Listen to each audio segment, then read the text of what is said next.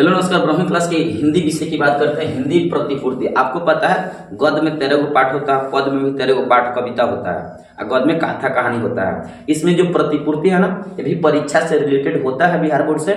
और साइंस वाले में थोड़ा ज्यादा क्वेश्चन देखने को मिलता है, आर्ट वाले में कम मिलता है, लेकिन मिलता दोनों में है। कम चाहे ज्यादा मिलता जरूर है। 2 गो 3 गो 4 गो 5 गो ऐसे क्वेश्चन आ जाता है तीनों पाठ में मिलाकर। लेकिन पढ़ लेना तो इसमें क्या होता है कि ऑब्जेक्टिव आने की संभावना ज्यादा रहता है। प्रतिपूर्ति 2025-26 के जो भी लड़का लड़की तैयारी कर रहा है उनके लिए बेहद खूबसूरत पाठ हो सकता है। इस प्रतिपूर्ति में 3 गो पाठ आता है। इसमें सब्जेक्ट नहीं पूछता है, केवल ऑब्जेक्टिव पूछता है। कभी कभार कभी एकाध बार सब्जेक्टिव देख लिया गया है, लेकिन ऑब्जेक्टिव हर साल आता है। इसलिए इसे बेहतर से तैयारी करो। मुझे लगता है तीनों पाठ अगर बढ़िया से पढ़ लोगे ना, 10-10 मिनट में तीनों पाठ खत्म हो जाता है। 10 मिनट में वो पाठ खत्म हो जाता है। इतना छोटा छोटा है लेकिन इंटरेस्ट ज्यादा है। पहला है रस्सी का टुकड़ा। रस्सी का टुकड़ा एगो इंसान ने चुरा लिया है। ऐठत ऐठत एगो रस्सी का टुकड़ा उठा लिया है, चुरा लिया है, इसीलिए रस्सी का टुकड़ा नाम पड़ गया है। दूसरा पाठ नाम है क्लर्क की मौत। बीच बीच में खांसी आ जाता है, इसके लिए हम सॉरी, दवा पीते हैं बट अभी सक्सेसफुल नहीं हुआ है। पेशगी। पेशगी क्या होता है? एगो पाठ है, तो 3 गो पाठ है। एगो रस्सी का टुकड़ा, एगो क्लर्क की मौत और एगो पेशगी। तो हम आज इस वीडियो में रस्सी का टुकड़ा खत्म करने वाले हैं, ठीक है। अगले 10 मिनट तक आप लगे रहिए, देखिए कितना आसानी से हम लोग खत्म कर देते हैं, एक भी क्वेश्चन छूटेगा नहीं, ठीक है। आइए शुरू करते हैं। रस्सी का टुकड़ा पाठ है, एक कहानी है और इस कहानी का जो लेखक है, कहानीकार है गाय डी मोपासा। ये फ्रांसीसी लेखक है। इनका जन्म 1850 ईस्वी में फ्रांस में हुआ था और 1893 ईस्वी में मर गए। कुल 43 वर्ष तक ये जीवित रह पाए हैं। इतने 43 वर्ष में इन्होंने बहुत ज्यादा रचना किया। 300 से अधिक कहानी लिखा और 6 उपन्यास और 3 गो यात्रा वृत्तांत और एगो कविता। यात्रा वृत्तांत का मतलब होता है जो इंसान यात्रा करते करते कहानी लिख देता है, उसी को हम यात्रा वृत्तांत कहते हैं।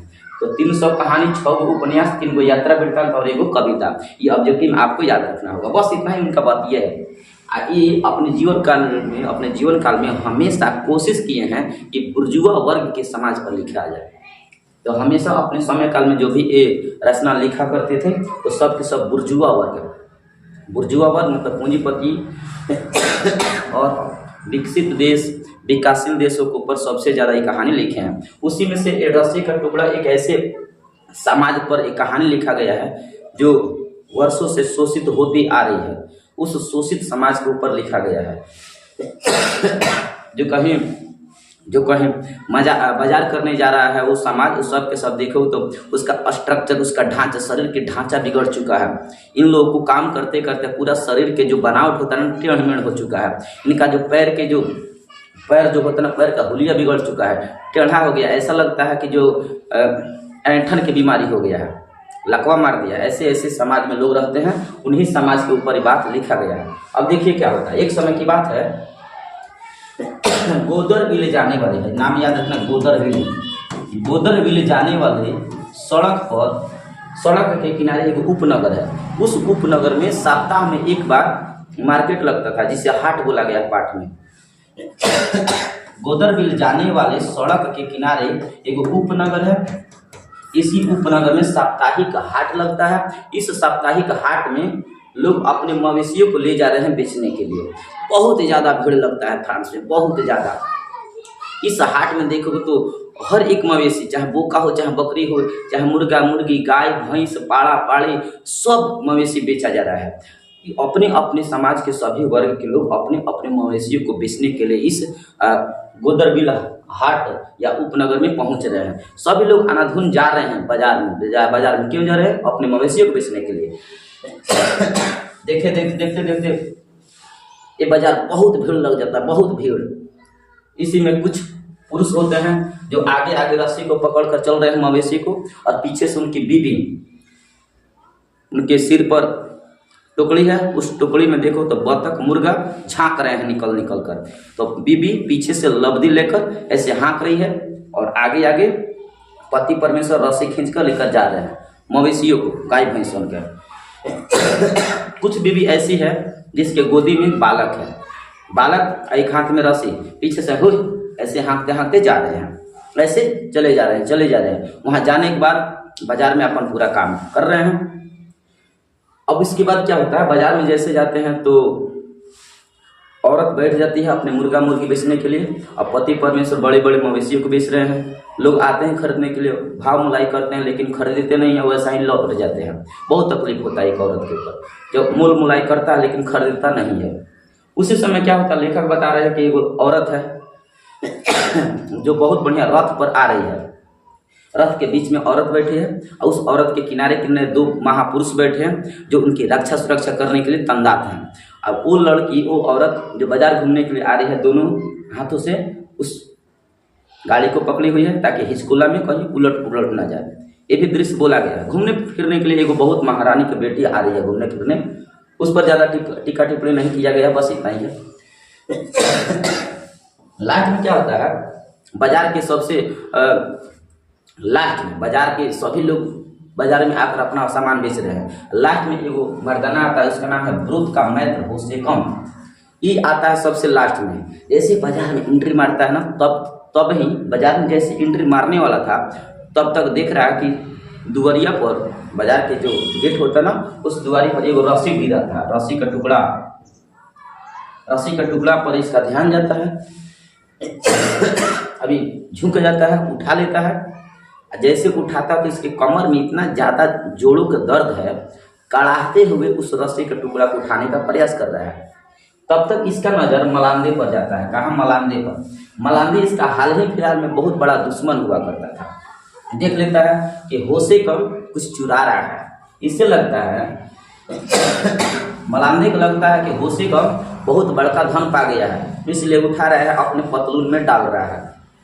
होसेकस देख लेता है कि तो हमारा दुश्मनवा देख लो, बड़ा लाज लगा, इससे लाज लगा, शर्म लगा, लेकिन फाइनली किसी तरह अपने पैंट में डाल ही लिया उठाकर, पतलून जिसे बोला गया है। पतलून में क्या डाल दिया? रस्सी का टुकड़ा। क्योंकि इसका मानना था ना, होसेकस एक व्यापारी था जो रस्सी का टुकड़ा अपने पतलून में डाल दिया है। इसका दुश्मन कौन देख लिया? मलांदे। कह रहा है बुझा जा एकदम भारी भारी कीमती चीज चुरा रहा है। इसे ये शक हुआ कि भारी कीमती सामान चुराया है। इसका मानना था होसेकम का कि हर वो इंसान, हर वो चीज जो जरूरतमंद होता है उसे उठा लेनी चाहिए। इसलिए रस्सी का टुकड़ा उठा लिया कि कभी जरूरत पड़ेगा रस्सी का टुकड़ा की। आगे चलता है। अब जैसे बाजार में जाता है तो देखता है कि बाप रे, इतना ज़्यादा बाजार में गंदगी फैला हुआ है, इतना ज़्यादा मवेशी पसा रहा है, गोबर ऊपर से बदबू दे रहा है, इतना ज़्यादा भीड़ भड़ाका में गर्मी इतना ज़्यादा हो रहा है कि लोगों का पसीना बदबू दे रहा है, बाजार भक भक बसा रहा है। उसी में किसी तरह होसेकस आगे बढ़ता है। जब ढाबा पड़ता है अंदरवा, ढाबा, उस ढाबा के पास जाता है तो कई प्रकार के पकवान मिलता है।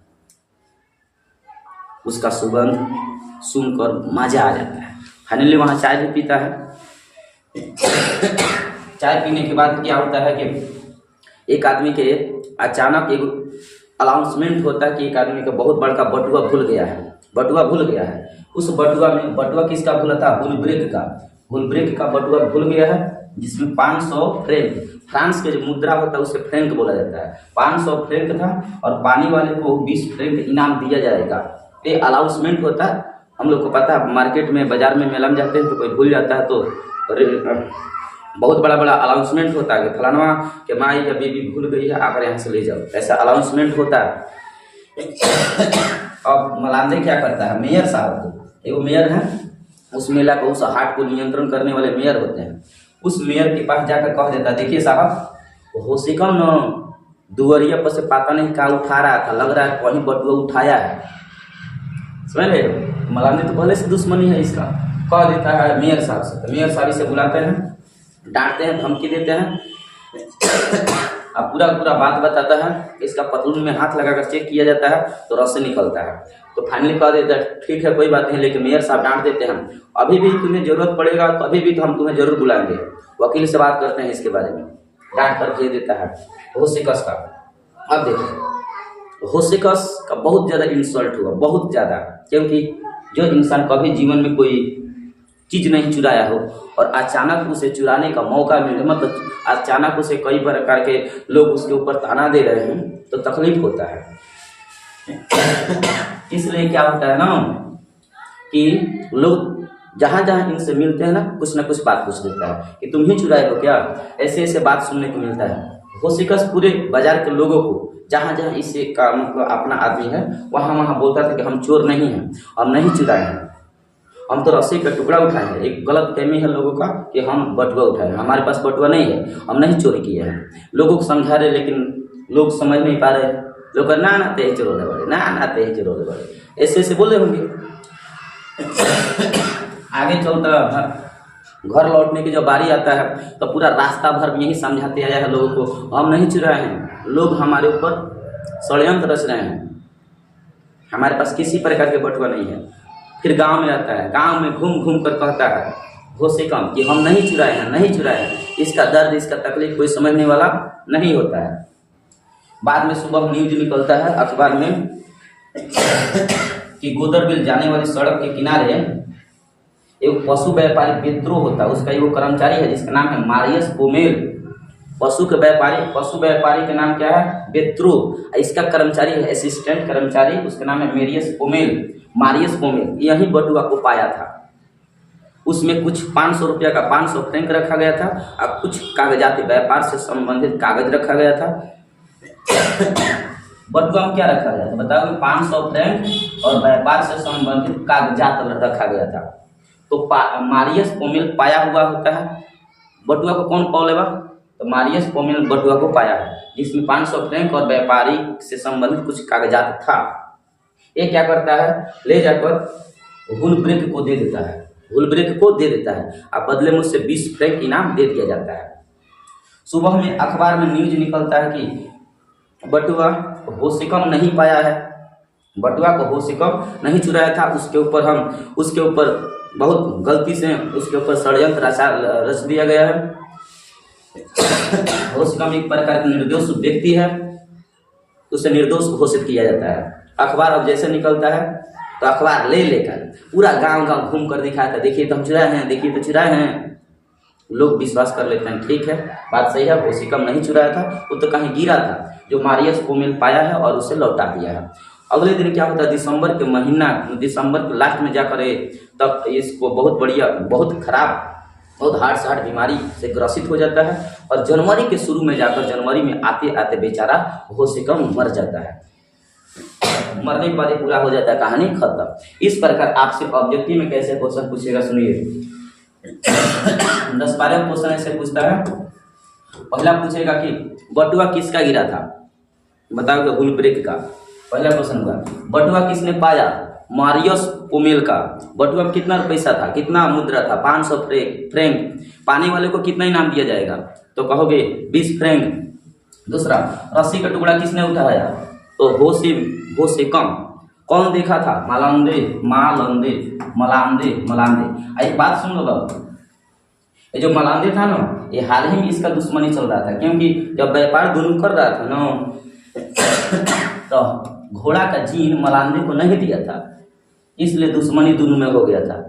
घोड़े का जीन का मतलब जैसे हम लोग बकरी, भैंसू, बोका बेचते हैं तो पूंछ मांगते हैं, 10 रुपया दिया और चिकड़ा सा 10 रुपया 20 रुपया पूंछ मांगा जाता है। उसी प्रकार घोड़ा का जीन भी होता है, पहले के जमाना में फ्रांस में चलता है। तो घोड़ा का जीन का मतलब हमने का भोजपुरी में कहने का पूछिए ना दबा हो, 5000 6000 में बेचने के बाद भी पूंछ मांगते हैं हम लोग। उसी प्रकार वो मलांदे ने घोड़ा का जीन मांग रहा था लेकिन नहीं दिया, इसलिए दुश्मनी चल रहा है। इसी दुश्मनी को मतलब उतारने के लिए बोल दिया था मलांदे कि यही चुराया है बटुआ। ये सब के सब ऐसा ही ऑब्जेक्टिव बनता है। तो 10-12 का ऑब्जेक्टिव बनेगा, इतना पढ़ोगे आप, इससे सब ऑब्जेक्टिव भारतीय में आप लिख लो, सब तैयार हो जाएगा। ठीक है, मिलते हैं दूसरे पार्ट में। Okay, thank you.